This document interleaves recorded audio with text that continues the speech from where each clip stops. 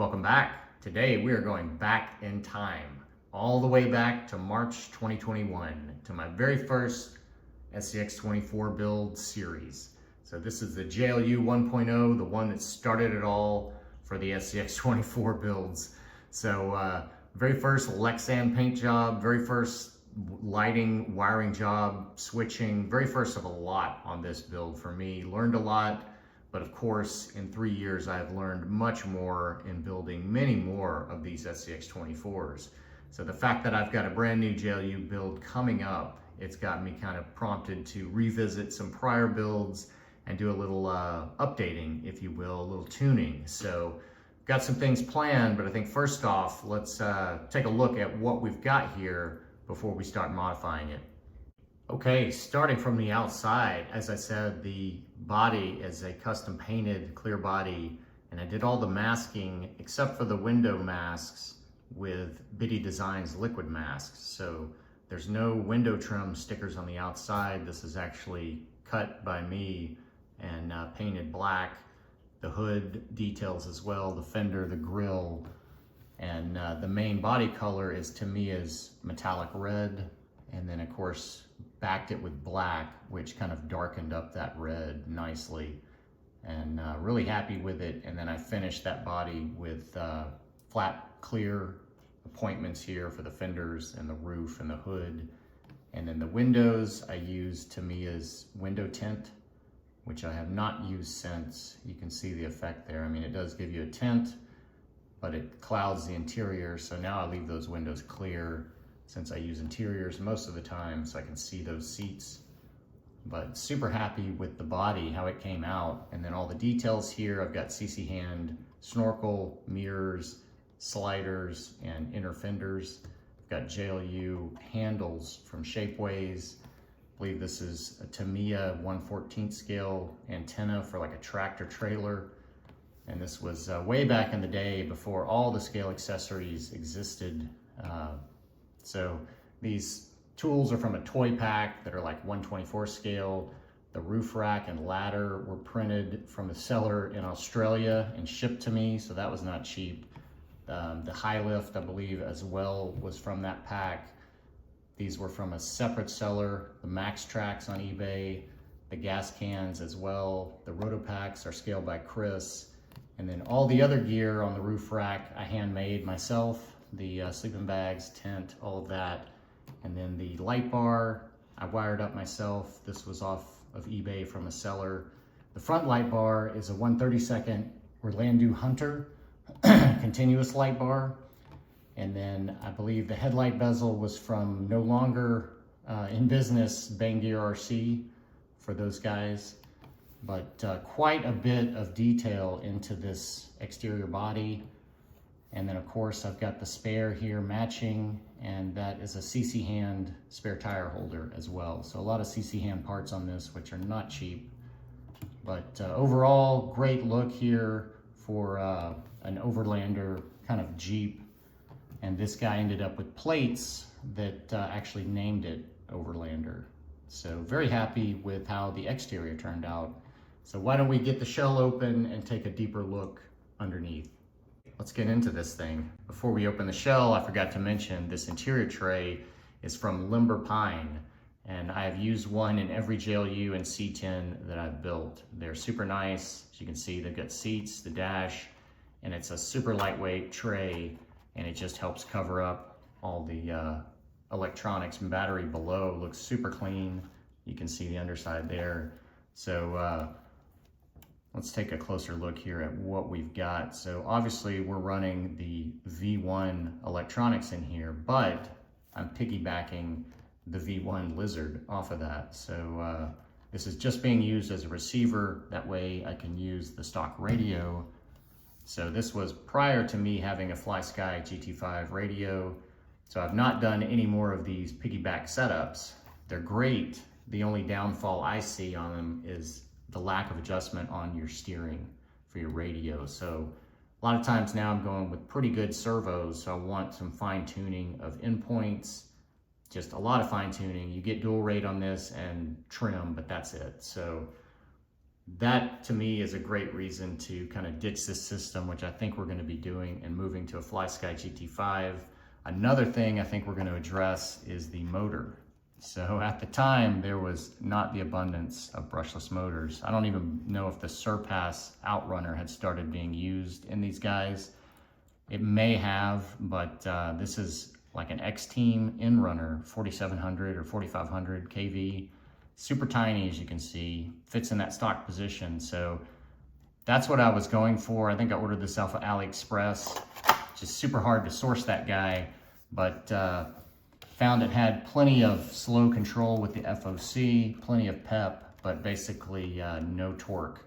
When you came up on an obstacle, it would start to stutter, and then you would have to give it a little juice to get it up over something. So the motor, I think, is something that we're going to address and bring into modern day standards as far as brushless motors, because we all know that now they have endless torque and we've got a variety of sizes to choose from. So moving on to the front end, this is one thing I don't think I mentioned is the bumper here on the chassis. So this is actually, I want to say a Hobby Plus, maybe CR24.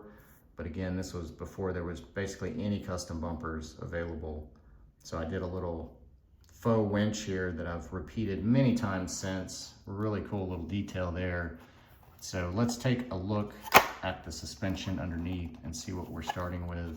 So this has the 3-link Top Racing old school straight links. It's just the earliest aluminum links you could probably buy. It's got the Hot Racing, what they call air shocks. They're the internal spring.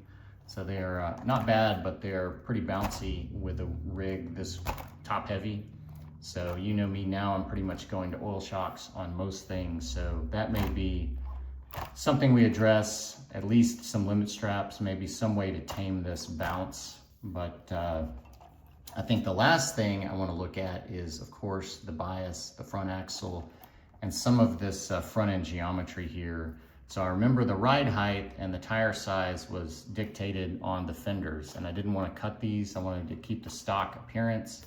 So at full kind of lock here and full compression, I'm kind of right there at the fender, but you can see I've got a lot more to go here. So the hope would be to take this axle, adjust the caster, and actually move it forward to get the tire further away from this point and be able to potentially lower this whole body down and the ride height. Because you can see I've got room to grow to that fender. So potentially get the whole thing a little more LCG, but I think before we get into the parts and pieces that I've kind of got planned and how we're going to do that, I think I'm going to put a battery in it and just kind of show you the lights, do a little test run here, take a look at this existing motor, kind of the suspension articulation, and then we'll get into the tuning. First off, let's take a look at this Emax servo. So, not a lot of speed, not a lot of power, and these are stock +4 dog bones. I guess not stock, but +4, but they're stock as far as dog bones. So you can see we're not getting a ton of steering angle as well. So as far as the motor here, we do get the nice FOC, slow brushless control. So that is nice. Does have some pep, being 4,500 kV. But let's put this up on an obstacle here. See if I can get it without hitting the bumper. Just see here. So you can see what I'm talking about, just lack of torque. Give it a little juice. And then of course, we've got straight links. So we are hanging up, and this weight on this current Jeep right here is actually 49 front, 51 rear. So we are heavy to the rear, obviously. So we've got quite a few areas that we can improve. The overall flex is not super huge, so we can get up on this. So right there, we've got the front tire off the ground. The rear tire's on the ground on the other side, but not a ton of flex. So I don't know if we're gonna improve that or not, but maybe we can improve that bouncy stability. So let's take a quick look at the lights here. So these wired up to that cyclical switch, and they're that switch is plugged into channel 3, so you can switch that on your stock receiver. So I can turn on my fog lights, and then that is my light bar. So those are wired together. And then if I hit it again, those go off. I get my upper. One more time, I've got everything on. And of course the headlights and the tail lights are just plugged into a static, power port. So they're on all the time. Look at that. This definitely needs a motor upgrade. So anyways, now we've kind of seen the existing, at least performance or lack thereof performance. Let's see what we're gonna do to maybe improve it. Here comes the bling and the weight. So we've got a brass MOFO RC servo beast. So this guy is bringing about 41 grams of weight additionally to this front axle. So I opted to do a full axle swap rather than pull that one and kind of part it out, because I was basically going to replace everything.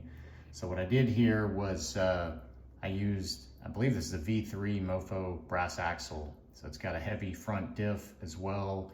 I used the heavyweight TREAL brass steering knuckles, and then because this had a +4 on there already, I used MOFO RC's spring steel +4 CVDs to get a little bit better steering angle. It's not insane, but it's definitely better than dog bone angle. And then I added this adjustable Injora black steering link to be able to tweak my toe in, toe out, and just make sure I had enough clearance to that diff, which I definitely do. And then I've got a brass adjustable best servo mount ever from MOFO RC. And then I put in, I believe, 214 overdrive in this.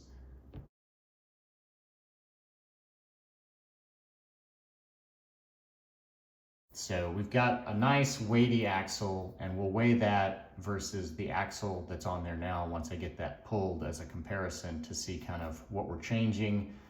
Take a quick look at these specs on here before we get to links.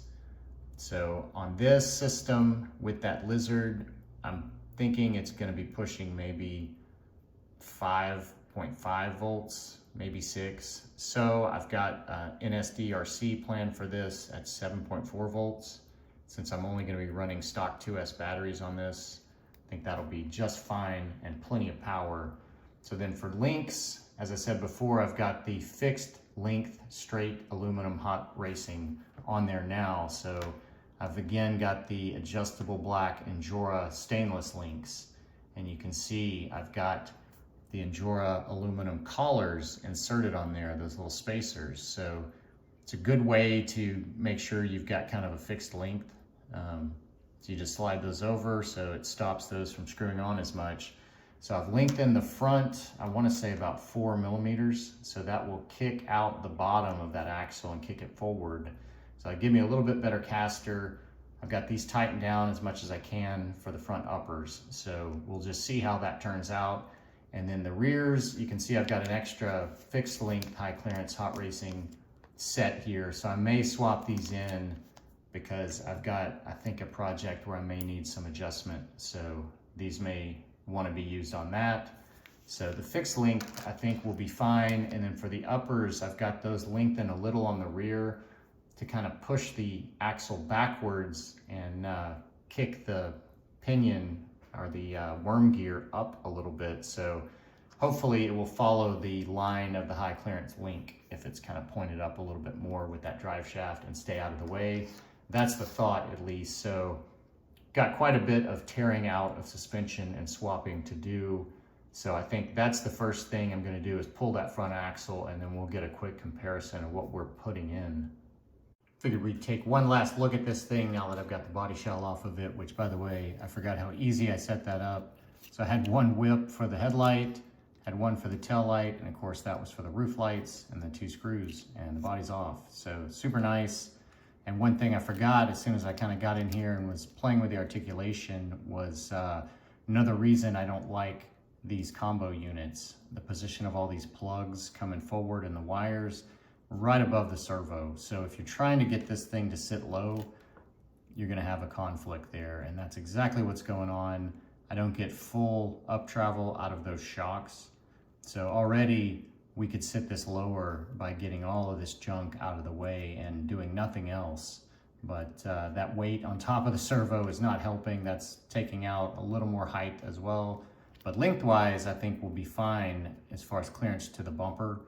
You can see this servo already sits way forward and the horn sits way out, and it has the drag link behind the horn, but you can see this link is sitting way out in front of the steering link there.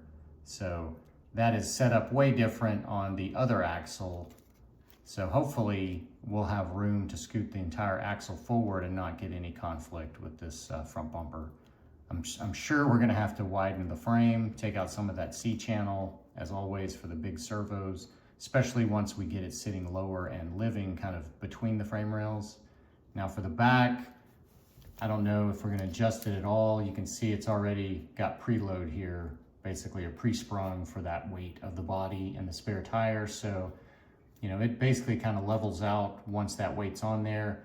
May end up adding a limiter just to hold it down so it doesn't have any of this kind of big spring action there, especially on a descent.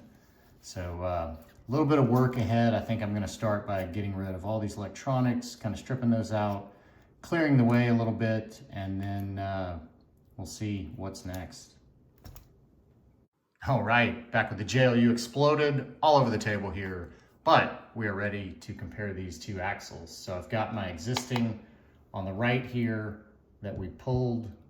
Let's see where that guy comes in. Looks like around 78, and then we've got the new heavyweight here on the left. Looks like we're gonna be around 142, so we'll call that about a 64 gram difference. So hopefully that is gonna be maybe a 1 or 2% front gain to this overall bias. We don't know till we get it mounted up, but sure would be nice. I think now I'm gonna look at fitment of this axle and that servo. More carnage, more progress. So I'm working on getting the links in, moving towards getting that front axle hung. And I thought I'd share a few typical installation notes with these Endura links. So you can see how much thicker the rod end is. They flare, so it's fairly wide. You can see that this one is not moving freely as these are. So nice and free. This one on this side is nice and free until a point. That's because I've modified it with an X-Acto and taken off a little of the plastic at the top of this rod end. You can see at the bottom of that transmission, there's a piece of hardware. So that's the conflict on that side. So you want to free it up within its range of motion so it's nice and loose. So this one on this side is actually conflicting with kind of the bottom plastic collar that goes under the output shaft there. So it's not really needed. You can clip it off. It's just kind of a closure plate to the front cover, but we're going to lose that anyway since we're going to a different mounting system. But just a few notes there. And then looking further at this, look at this can, look how long it is. Forgot I actually had to notch the frame right here, little L to fit that guy. And then looking at this rear suspension, I was just, examining where I had the shocks mounted, which was right here to the battery tray. And that basically is at the max where I hit the diff to the battery tray, but it's also at the max with the upper link to that super long can. So it's right there. So I'm basically as, low as it can go, and that's full compression with this setup here. So my thought is getting rid of that long can and putting longer upper links to lean that back. We can clear the diff from this battery tray, at least with a little modification. We're definitely not gonna have the link conflict with the motor right here being long like that. So that right there may allow us to sit this guy a little bit lower overall in the rear. So that'll be nice because I'm planning to get the front to sit a little lower as well. So definitely want an even ride height across, front to rear if possible. But that's the progress thus far. I'm gonna pull all this motor assembly out so I can clip that little guard there on the output shaft and get these links on there moving freely.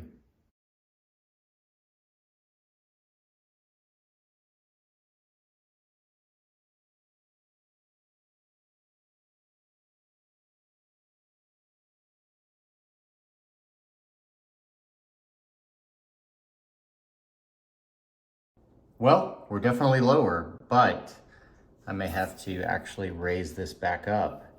So you can see that front end is much lower.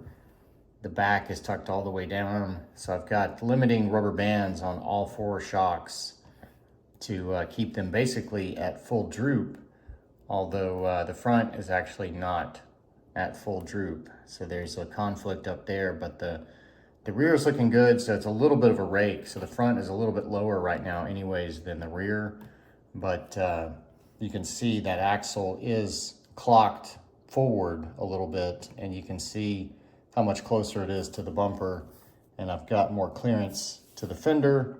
Although being so low, I'm now back into the fender on compression.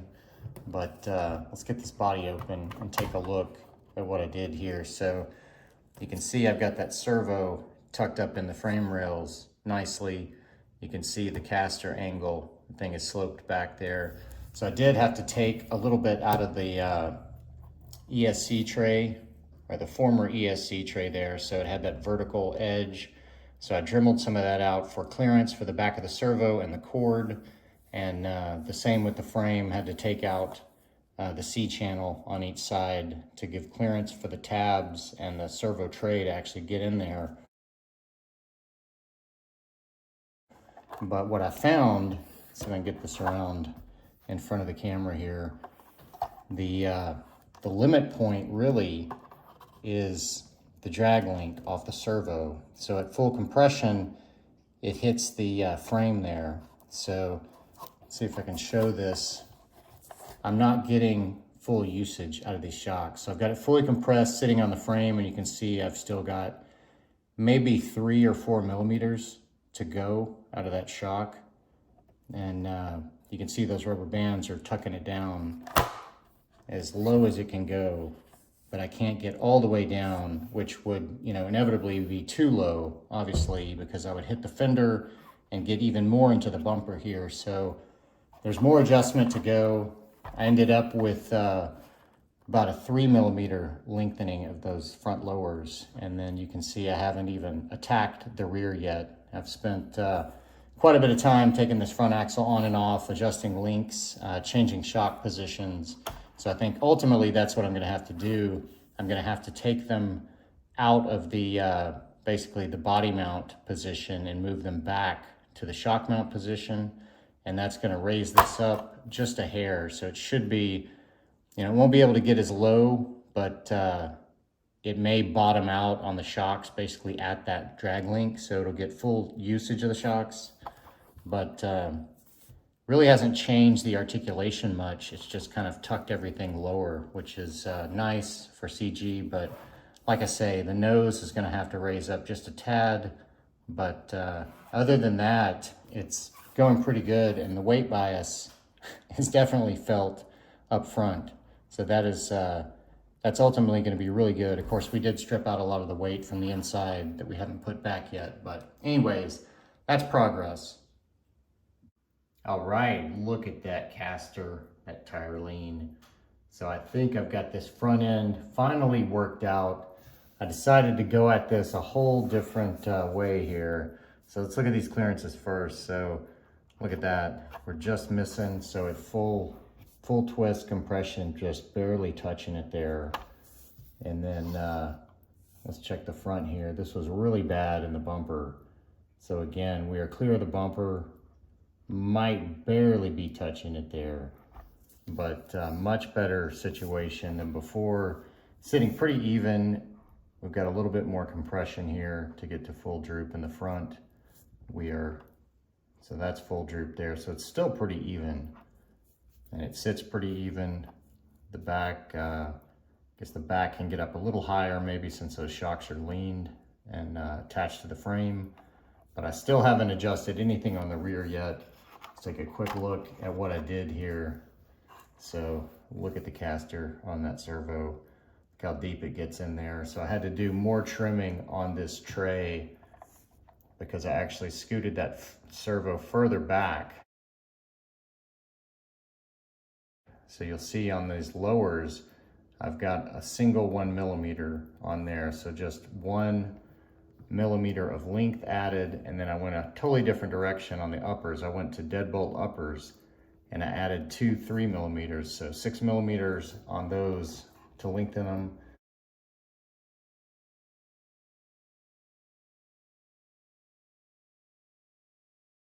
And that gave me enough to kick the servo back, but make it all still work. Get my shocks basically vertical to the shock mount position. And then it worked out really well now with the drag link at full compression. So we are just above it there. And that's good news because I forgot to mention earlier, I put on this ugly plastic servo horn because it was longer, and you can see I snipped the tip of it off to clear the steering link, but that got my drag link sitting flat, basically a little bit lower. But now that we don't come almost, we don't come down and touch it, we're a little bit above it, I think I'm gonna switch back in the nice looking aluminum servo horn. But I think overall, that is steering much better angle, great caster, and really good clearances, as good as you could get, I guess, for the bumper and the fenders. So I think I'm gonna attack the rear suspension, and hopefully that's not gonna be any surprises. Basically, it's gonna sit how it sits now, just update it a little bit. Well, the rear suspension was pretty much unchanged, fairly easy. So with this front ride height, the rear is already basically riding low enough and even. So there wasn't much reason to kick this diff link riser back to clear that battery tray to get up higher. I did raise the uppers on the link riser because I've got more clearance now without the long can, but I left the straight aluminum uppers and I added the aluminum lowers. So one thing that does as well is it's a lot lighter weight than these stainless steel solid links. So that again is going to help the front bias by keeping this rear a little bit lighter here.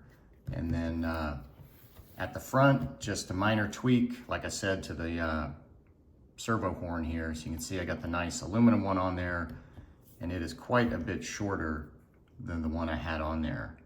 So you can see that drag link is now at an angle, but with our adjusted suspension, we are still just above it with the frame right there. Let's see if this will focus a little bit better. But we're still clear of it, so that was our pinch point. So looks like we're gonna be good going back to all metal on that front end, which is nice. So I've got that all adjusted. I took a few turns out of this to get this straight up and down and get the wheels straight. So again, it's really nice to have these adjustable end links, especially on your front end geometry. As you can see, it's not as important on the rear most times because it's pretty static. Unless you start changing where you mount your links on your frame, then you may want some adjustment, but you can see I've got the center stripped out, so you know what that means. I think we're about to roll into a motor swap. So for motors, we are going to be replacing a brushless system with a brushless system. So I've got the ancient X-Team in-runner 4500 kV right here. So this is about 33 millimeters long, about 12 millimeters in diameter. And it's got these bullet connectors and extensions that is needed. So a lot of bulk, a little bit of weight there as well with that guy. So replacing it, we've got the brand new beautiful NanoBam V2, and you can tell by the new logo lettering on this guy. So this is 3800 kV versus the 4500 kV. It's about 1.8 millimeters longer than the original Nano Beast.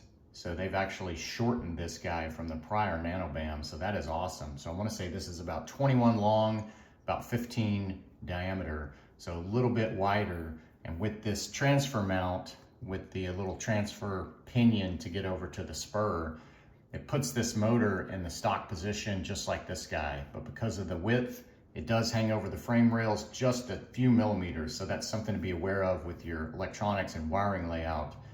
This is an in-runner, so nothing is moving, but this can will be spinning since it's an outrunner. So you don't want to get anything caught up in that spinning motor, but just something to be aware of there. But since this is mounting, like I say, in basically the stock motor position down here low, it's going to sit right under the battery tray as this one did. And I've already got that fourth leg trimmed off to clear the X-Team. So it should be no problem getting this guy installed. So I'm gonna get it assembled, pop it in the truck, and we'll go from there.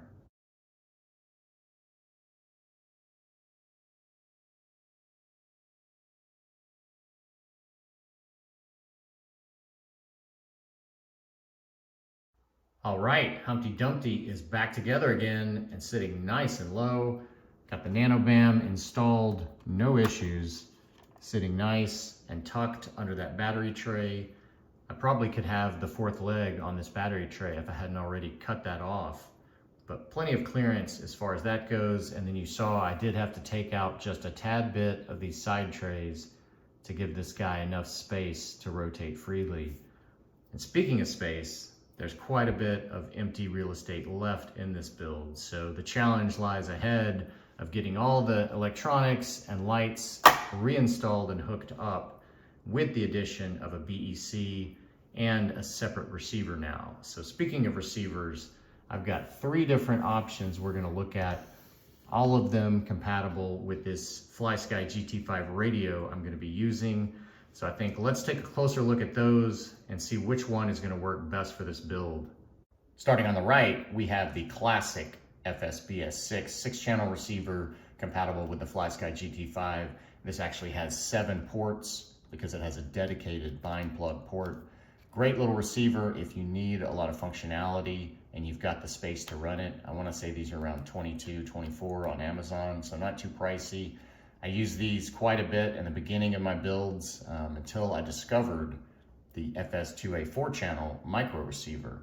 So this guy is decased.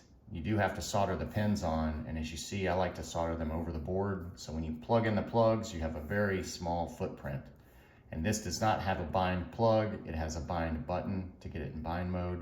So you hit that, bind it up to your radio, and you are good to go. So that is a nice little compact, lightweight option if you don't need a lot of channels. But the newcomer for the micro scene is this AR52 A2 Plus. So this is from Crossover RX, and this should work with the same protocol as the FlySky GT5. It's a very similar size here, as you can see, to the 4-channel, but the pins are oriented away from the board, so when you plug things in, this is gonna be a much longer footprint than this guy. But because they're oriented that way, it actually is a little bit more low pro, as you can see here. And the actual footprint of the board, not too different. So very comparable there in size and weight, but you get 1 extra channel here. So we'll see how this binds up, not having any bind port or button, but I'm excited to try this out, and it may be the one to pick for this build because I'm gonna need at least 4 channels at the minimum, and that's if I put my headlights and tail lights on a Y splitter, which again is more bulk. So the way I've got it now is 5 channels, so that would lead me to this one. So I think first off, let's take a look at the chassis, see which one of these is gonna fit best. Let's take a look at these components here. So I've got everything that we're gonna have to stuff back in here. So we've got the Lizard, we've got a receiver we're gonna pick, a BEC we're gonna add. Of course, we've got to get the switch back in, and then we've got to get any extensions to our light setup for our hinge to work. So a lot of times, I think on all of my Jeeps, I've had forward-facing motors. So they live right up here where the tray is. So I've used these FS6 pretty well, and they slide in here where that motor would be. So it's really just the plugs that stick up on the tray, and it gets this guy tucked under the battery tray pretty far in, but obviously we can't do that with the motor here. And you can see how wide this unit is. It's too wide for the trays if you turn it sideways. So it's pretty bulky. It will fit here on the top, but if you plugged in plugs and had those sticking up, they're gonna be actually taller than the hood mount, and they probably hit the interior. It's not gonna fit this way. It's too tall if you turn it. I can get it to sit, but you can see it's already too tall there. So it looks like this guy is gonna definitely get kicked out. And my thought, let me get this out of the way here, is trying to keep this set up similar to how it was. You can see my headlights are preformed and they snake over here to the switch. And I had all of my rear lights coming through to the switch here, and then I had my hinge points coming through here with the slack. And I had the receiver or the Lizard here, and of course the combo unit here.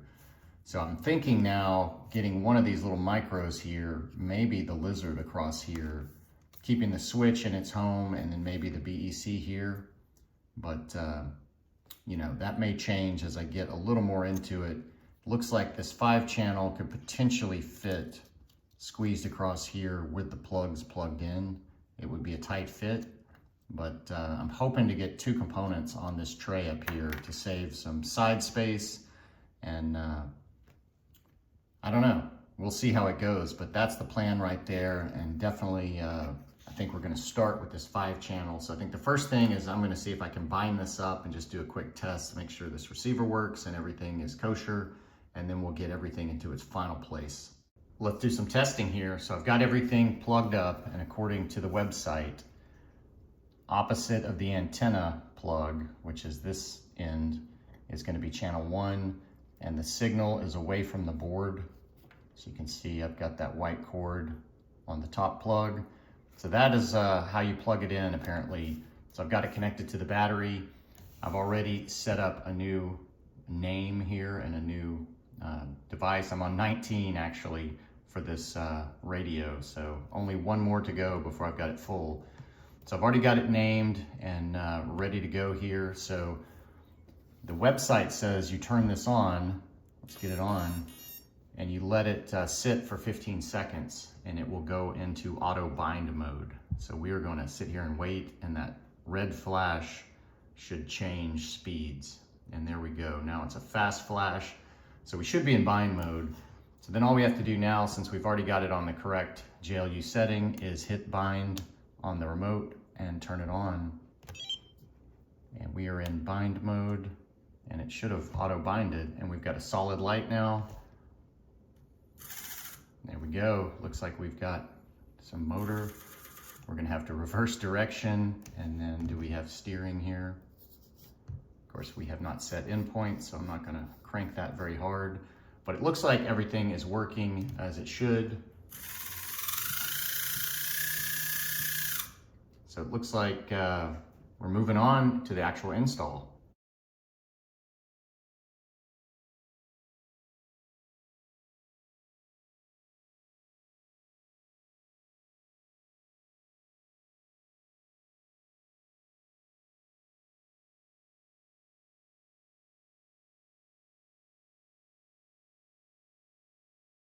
Well, I was just cruising right along, getting everything routed and super tidy, and getting ready to route my final headlight extension and do the final tidying up here, and realized I forgot about the BEC. So I am gonna need 6 channels. So I'm gonna have to take some of this out now with some tweezers, get these plugs unplugged, and do a little rerouting, because I'm gonna have to add a splitter to join my taillights and my headlights into one plug. So that way I've got a free one for my BEC. I also need to remove the power from the receiver to the ESC, so I'm gonna have to take that out anyway. So, you know, think about what you're doing. It'll save you some time, because I was just putting it back together like it was and just totally screwed up here. So anyways, a little more work. I'm gonna go back at this, but hopefully it'll end up as clean as it was turning out thus far.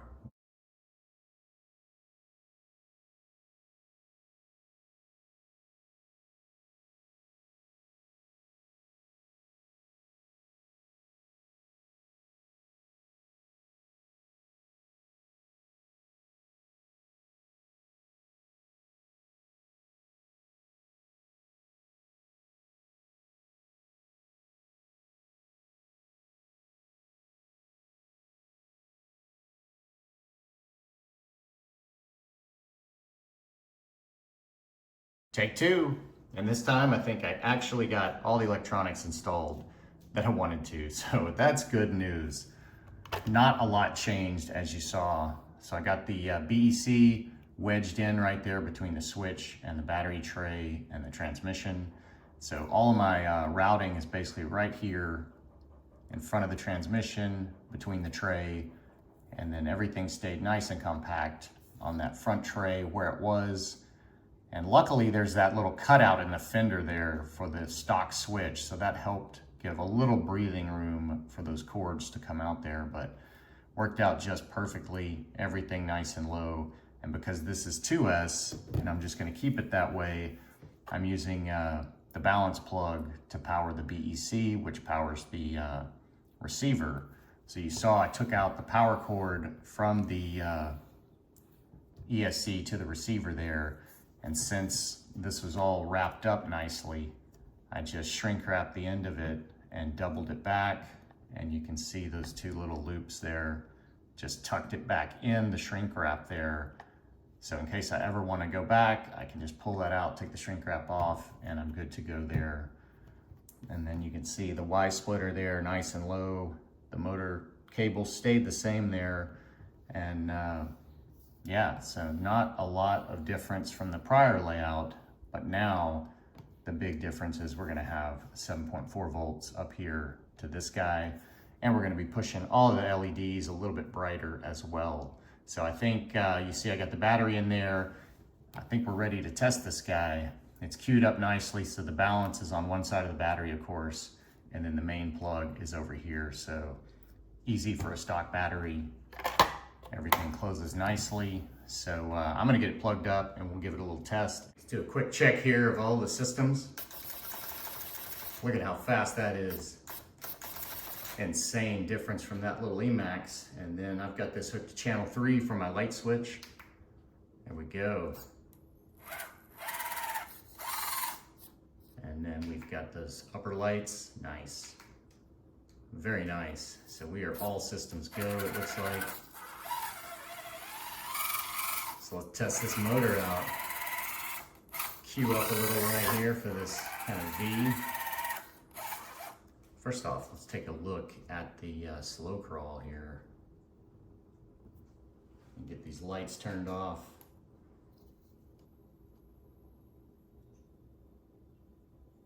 We're moving. Super, super slow crawl. Man, that nanobam is just amazing. So we all remember that X-Team motor from the beginning of the video. And we hit that wall and just started stuttering. So let's go ahead and get up here a little bit quicker maybe. Tad bit quicker. And let's see if we can climb this thing with FOC. Oh, look at that. No problems at all and super silent. Let's see if we can slow it down even more.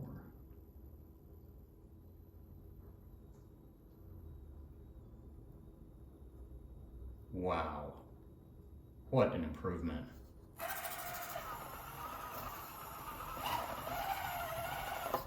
So we can get a little bite right here.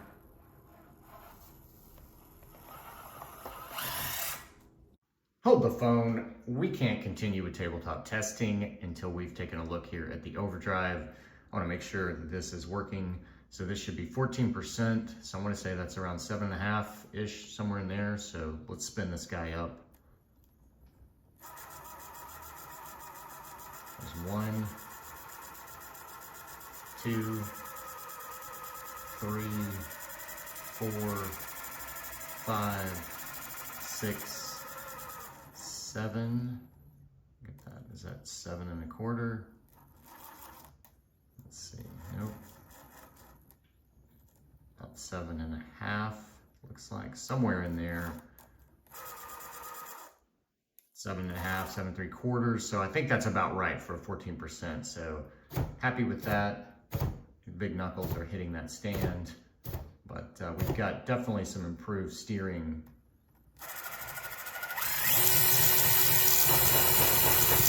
No bind on those CVDs at full throttle, full lock. Any of that noise you're hearing, I think is just the knuckles. So it looks like everything is nice and smooth at high speed and full lock. So haven't really looked at full lock, full twist yet, but I think before we get it back on the tabletop and check all the clearances and do a little flex test, I think we want to get the weight we're sitting at right now, see what we've done overall to the rig, but I actually had some alternate wheels and tires on here when I did a pre-weigh-in. So I think I'm gonna get those guys back on here as well. And speaking of alternates, you know I've got some planned. So we've got a few more to look at as well. So I think we're gonna run through some weights, wheels and tires, and then we'll get back on the tabletop.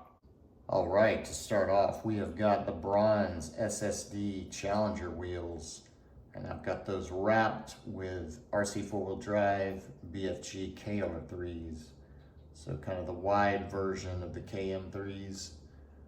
Just a really good look right there. Really dig that bronze with the metallic red, especially that darker red. Looks really killer there.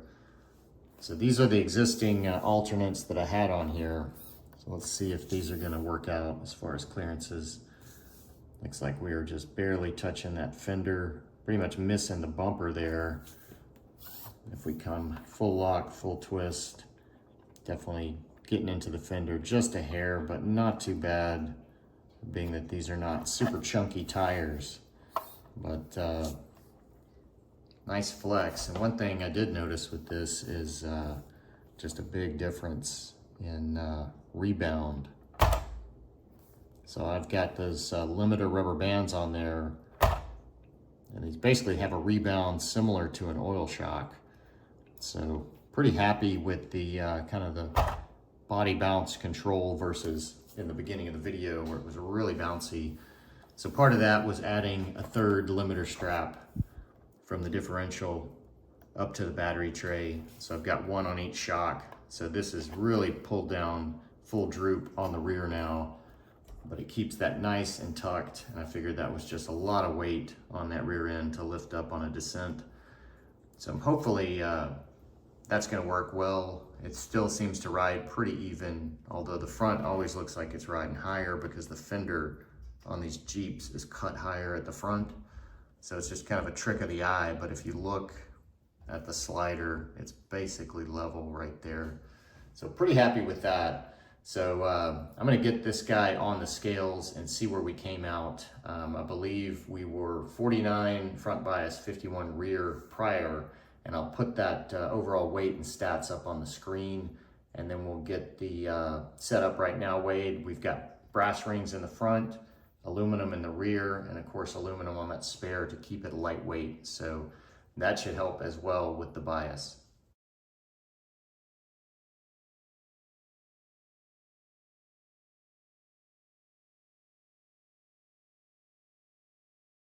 Here we are with the second set of alternates mounted up. And as you can see, I didn't stray too far from those originals. So again, we've got a set of RC four-wheel drive stamped Steelies in the silver finish, but they're looking super good against this metallic red.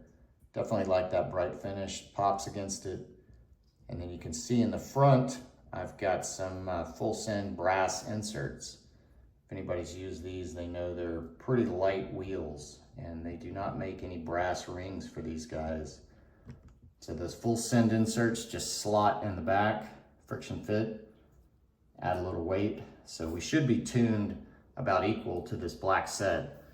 And then for the tires, you can see I've got some what look to be Nito Terra grapplers. So these are the Injora knockoffs of those. So nice looking scale tread there. I do not know if they even make these anymore. They're nice small size, so great fit for this build. I want to say they're maybe a millimeter or two taller than the Wild Peaks, it looks like. So we've got about the same clearance issues here at full twist. Just getting into the fender, just a hair, but not too bad. I've got these vented, and I don't think I mentioned, I've got, I think, a third of a Crawler Innovations foam in all of these little tires just because they're so tiny. But trying to give them kind of equal tuning. So we've got similar setups, just different looks, different tires. But I think for this one, it's good to go. We'll get it on the scales, see where we ended up with this tuning setup here, and then we'll take a look at a third set of alternates.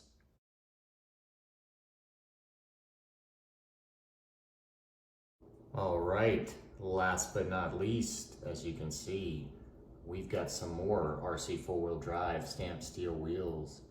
These are what they call the plain finish. So if you ask me, these are a nice looking shade of gray. So if that's plain, I think I'm fine with being plain. But I think those look really good as well against that metallic red. And then you can see in the front, I've got the full send insert in these guys for that same tuning bias. And then for the tires, I've got Pitbull rockers on here. So these are in the Alien compound, super sticky. Got Crawl Innovations foams in these as well. And I left these unvented because they are super soft. You can see they've got nice compliance here, just sitting with the weight of the vehicle. But I think these look really good, just stepping the tire size down a couple of millimeters. Just perfect on this guy. And these being so small are actually tucking in the fender on a full twist. So I think these are just like the perfect size for this guy. Same here, they're not even touching or they're tucking in. So great setup, and definitely like the look. Of course, again, we've got the matching spare on the rear. Have to have it. So I think that sets up our third set of alternates. So 4 sets of killer wheels and tires on this guy. So I think I'm gonna get this last one on the scales, see where it ended up. And then of course, I'll weigh the black original set. That'll be the 4th set here. And then I think it's time to get back on the tabletop and give it a bit more testing.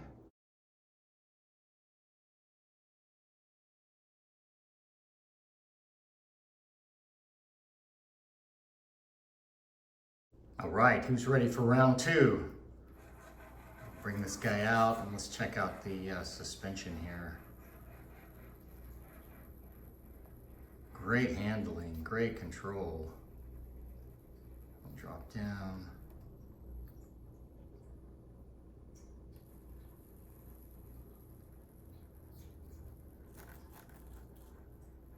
No problem, just super controlled. Very nice handling there.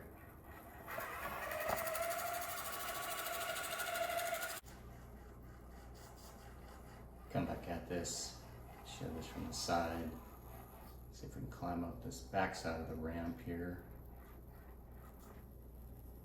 Look at that, just grabs a hold, keeps on going.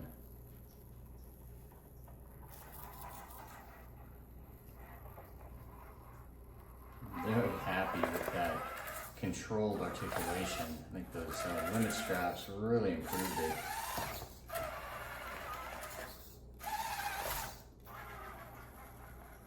How about we take another shot at this wall here. Come in nice and close on this. See if we can grab it, get the bumper over. There we go.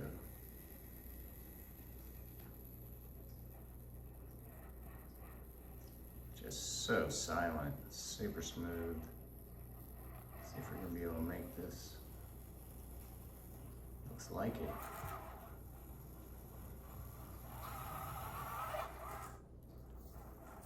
Very nice, very happy with that.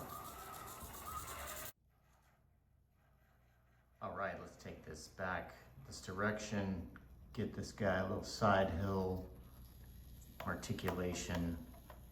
Now we definitely have that rear wheel off the ground, so not a ton of articulation with this guy, but it's got plenty.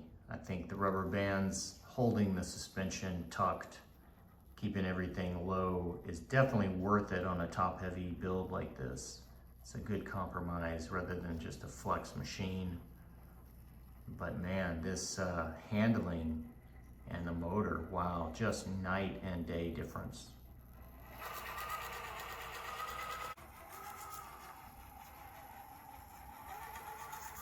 Well, you know I had to do it. I had to swap on some alternates to finish out this tuning session. And man, these look great. They may be my favorite set.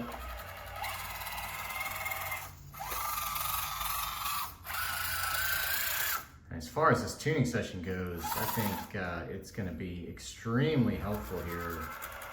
So let's just review what we did here. Added a lot of front bias, I think, to all 4 wheel tire options. They all improved 4% to the front to a 53.47, which is just great. We had the brass axle, the heavy brass knuckles, and then of course the brass servo beast. So then that brings a lot of added speed and power to the steering with that 7.4 BEC added to it. So that's just great. And then speaking of steering, we got the MOFO CVDs in there, adjusted that front suspension for a lot better caster. So that's helping steering as well, and kind of reposition that wheel a little more forward. And then the 14% overdrive, so that's definitely helping with crawling, but it's still leaving this guy a pretty good little trailing vehicle. And then of course, we've got just the cosmetic changes for the wheels and tires as far as options. And then lightened up the rear just a tad maybe. I don't know if any with, but we did add the high clearance links to the rear at least. So a little bit of change there. And then of course, the big thing on the inside was all new electronics. So we swapped over to the FlySky, and that gave us more adjustment on this servo. And then of course, we went to a better brushless motor, the MOFO NanoBam. So that is just awesome. Love that motor. One of my favorites besides the original Nano Beast. Just plenty of pep there, plenty of low speed torque. And then of course, didn't do really any cosmetic changes besides wheels and tires to the exterior, but we'll go through the lights because they just look so good as always. So I think that is going to wrap this guy up for today. I want to say thanks for coming along. It was a fun little tuning session. It was almost a full teardown rebuild, but I really enjoyed it. Had a lot of fun revisiting my very first build, and this is still probably one of my favorites, if not my very favorite build of any that I've done. It's just, I don't know, something about it. Everything I had in my mind, I got done on the build, and it just came out exactly as I envisioned. And you know, also something about your very first build has a special place in your heart. So anyways, I think that's gonna do it today. So don't know what's coming next, but definitely stay tuned, keep an eye to the channel. You know there'll be something. So until next time, thanks for watching.